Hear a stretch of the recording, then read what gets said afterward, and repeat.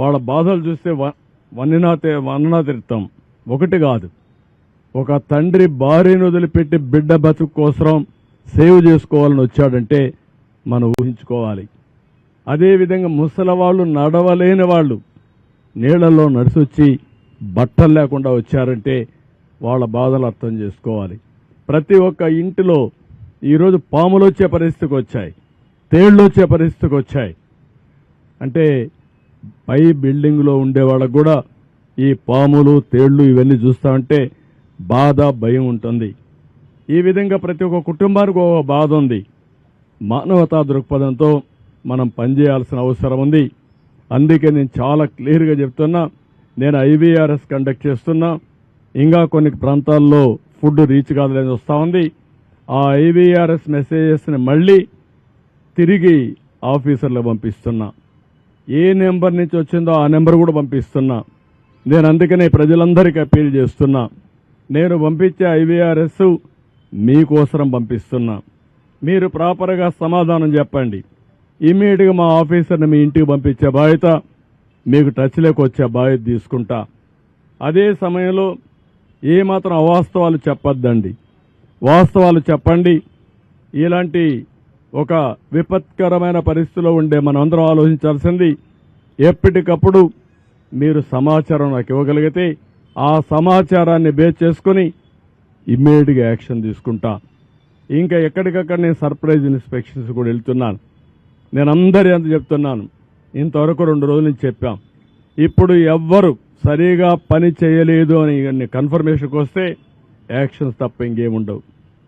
అది యాక్షన్స్ కూడా డ్రాస్టిక్గా ఉంటాయి. దయచేసి అర్థం చేసుకోండి. రైజ్ టు ది అకేషన్, మానవతా దృక్పథంతో పనిచేయండి. ప్రతి ఒక్కరిని ఆదుకునే బాధ్యత తీసుకుందాం. మళ్ళీ ప్రభుత్వ ఇమేజ్ పెంచుకుందాం. మనం ఉండేది ప్రజల కష్టాల్లో ఉన్నప్పుడు సర్వశక్తులు ఒడ్డి వాళ్ళకి సేవ చేయాల్సిన అవసరం ఉంది. మీనమేషాలు లెక్క చేయడం మాత్రం మంచిది కాదని మరొకసారి విజ్ఞప్తి చేస్తున్నా. రాత్రి ఎవ్రీడే రాత్రి 9 గంటలకు నేను రివ్యూ చేసుకుంటున్నాను. అంతవరకు ఎప్పటికప్పుడు రియల్ టైంలో ఇన్ఫర్మేషన్ పంపిస్తున్నాను కంట్రోల్ రూమ్ నుంచి. ఏదైనా అవసరమైతే ఎక్స్ట్రా ప్రొక్యూర్ చేయడానికి కూడా ఏమీ అనకాడం. Money is not the criteria. ఎట్టి పరిస్థితిలో ఇబ్బందులు లేకుండా వీళ్ళు చేయడం మా బాధ్యత, అది చేస్తాం. ఇది అవుతానే శానిటేషన్ మీద ఉంటాం. అదే మరి రీహాబిలిటేషన్ చేయాలి. ఈ 2-3 రోజుల్లో ఇవన్నీ కంప్లీట్ చేస్తాం. ప్రజలకు కూడా కోరుతున్నాం, సంయమనం పాటించండి. ఒక అర్ధ గంట ఆలస్యం అవుతుందని ఆవేశంగా వస్తే అది 4 గంటలు కావచ్చు, 5 గంటలు కావచ్చు, మొత్తం వ్యవస్థ కొలాప్స్ అయితే కయాస్ వచ్చే పరిస్థితి వస్తుంది. ఈ విషయం కూడా మీరు అర్థం చేసుకోమని కోరుతున్నాం. అన్నింటికంటే ముఖ్యంగా ప్రజలు ఆలోచించాలి. ఏంటంటే నిన్న వచ్చి 5 నిమిషాలు వచ్చి షో చేసి ఒక్క వ్యక్తికి ఒక పాకెట్ భోజనం ఇచ్చారండి, ఒక వ్యక్తిని పరామర్శించారండి, ఒక వ్యక్తిని సపోర్ట్ చేయడుగా చేశారండి. ఆ పేపర్ ఉంది, రాయొచ్చు కదా పాజిటివ్గా. ఏంటివన్నీ వికృతమైన చేష్టలు, పనికిరాని చేష్టలు, ఎవరు చేయరు ఇవన్నీ. అందుకే నేను చెప్పాను, ఎస్కోబార్ అని ఇదే మరి చేసేవాడు, ఏది చేసినా ఇదే మారిగా. ఇప్పుడు నేను ఏమంటున్నానంటే, మీరు అన్నట్టు కుట్రలు జరుగుతూనే ఉన్నాయి. ఇంత వర్షం పడితే, ప్రజలు ఇంత ఇబ్బందుల్లో ఉంటే గుడ్ల వల్ల ఇష్యూ రేజ్ చేస్తారండి? బుద్ధి జ్ఞానం ఉందా మీకు? రాజకీయం ముసుగులో నేరస్తులు కాకపోతే ఏంటిది? అంటే మా అటెన్షన్ డైవర్ట్ చేసి ప్రజలకు ఇబ్బంది పెట్టాలని మీ ఆలోచన. ఇప్పుడు కూడా మీరు అన్నారు, ఆ బోర్డ్స్ వచ్చాయి, ఎక్కడి నుంచి వచ్చా కూడా ఇన్వెస్టిగేషన్ చేస్తాం, ఎందుకు వచ్చా కూడా ఇన్వెస్టిగేషన్ చేస్తాం. అందులో కూడా ఎవరైనా ఉంటే, మీరు అన్నట్టు ఆ బోట్లు వచ్చినప్పుడు కరెక్ట్గా అది కొట్టుకున్న ప్లేస్ చూశాను నేను. ఆ ఇది కూడా బెండ్ అయింది, వంగిపోయింది. పిల్లర్ కాదు, పిల్లర్ మధ్యలో ఉండే జాయింట్ వెయిట్ వెయిట్ వెయిట్ అది వెయిట్ అంటారా, అది కంట్రోల్ అన్నమాట. 2 పిల్లర్స్ మధ్యలో గేట్ని కంట్రోల్ చేయడం కోసం పెట్టినటువంటి ఆ గేట్ అక్కడ ఉంటుంది, దానికి సపోర్టింగ్ ఒక కాలం, దాన్ని కొట్టుకునింది. అది బెండ్ అయిపోయి ఇరిగిపోయే పరిస్థితి వచ్చింది. అంటే ఏంటిది? ఎప్పుడు చరిత్రలో జరగల ఇలాంటివన్నీ జరుగుతున్నాయి. ఇప్పుడు అనుమానం రాని వారికి కూడా అనుమానం వచ్చే పరిస్థితి. ఎందుకు బాబాయిని చంపి నెక్స్ట్ డే నారాసుర రక్త చరిత్ర రాయగలిగిన వాళ్ళు ఇంక అనుమానం ఎందుకు రాదండి? We are now I'm forced to suspect. ప్రతి ఒక్క ఈవెంట్ చూడండి, పాయిజన్ హాస్టల్స్లో ఏంటివన్నీ 1-4 సార్లు చెప్తున్నాను. ఇంక అందరిపైన నేను మా వాళ్ళపైన యాక్షన్ తీసుకోండి. ఎందుకంటే ఎక్స్ట్రా కేర్ఫుల్గా ఉండవలసిన బాధ్యత అధికార యంత్రాంగం పైన ఉంది. ఒకటి జరగకుండా చూసుకోవాలి, ఇలాంటి దుర్మార్గుల నుంచి కాపాడుకుంటూ ముందుకు పోవాలి, విజిలెంట్గా ఉండాలి. అది కూడా పెట్టాను ఇప్పుడు, అది కూడా అవేర్నెస్ తీసుకొస్తాం. నేను ఎవరు తప్పు జరిగినా, ఏ క్వార్టర్లో తప్పు జరిగినా బాధ్యత మీదే గుర్తుపెట్టుకోండి. నిన్న మొన్న కొంతమంది ఆఫీసర్లు ఇక్కడికి పంపిస్తే సరిగా పనిచేయకుండా కొంత ఇది చేసే అది కూడా నా నోటీస్కి వచ్చింది. I'm very clear, we are all here.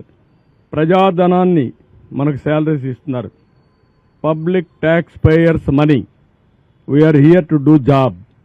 అంతేగాని ఇంకొక మాట ఎవరైనా మాట్లాడితే మాత్రం చాలా సీరియస్గా ఉంటుంది. నేను అందుకే ఒకటే మాట చెప్తున్నా, కొంతమందికి ఇంకా ఉంది.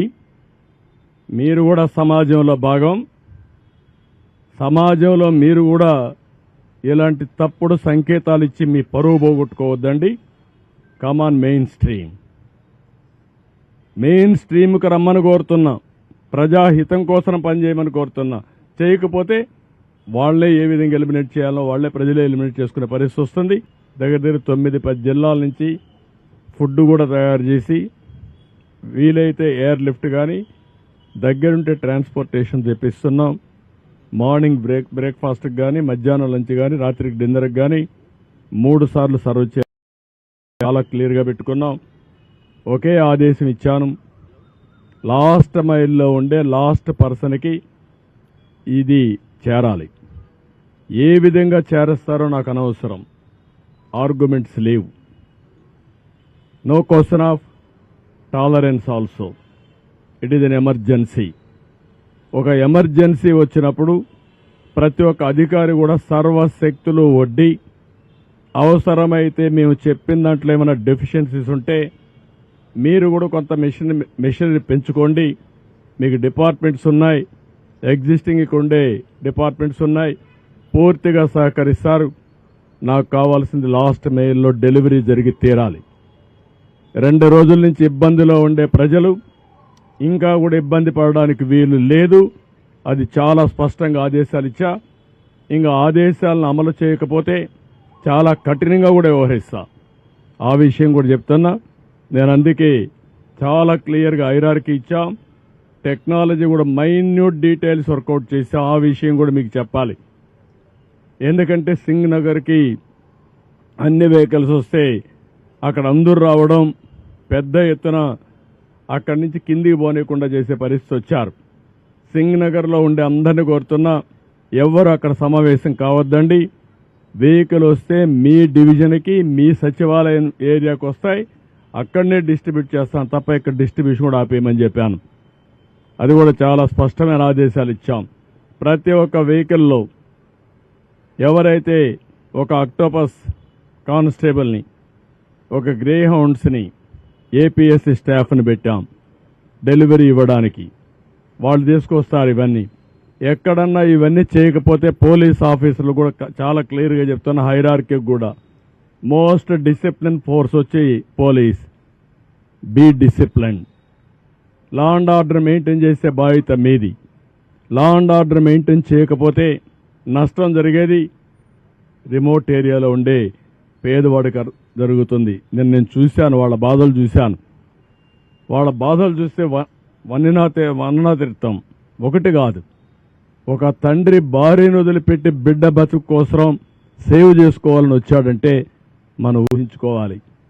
అదేవిధంగా ముసలి వాళ్ళు, నడవలేని వాళ్ళు నీళ్లలో నడిచొచ్చి బట్టలు లేకుండా వచ్చారంటే వాళ్ళ బాధలు అర్థం చేసుకోవాలి.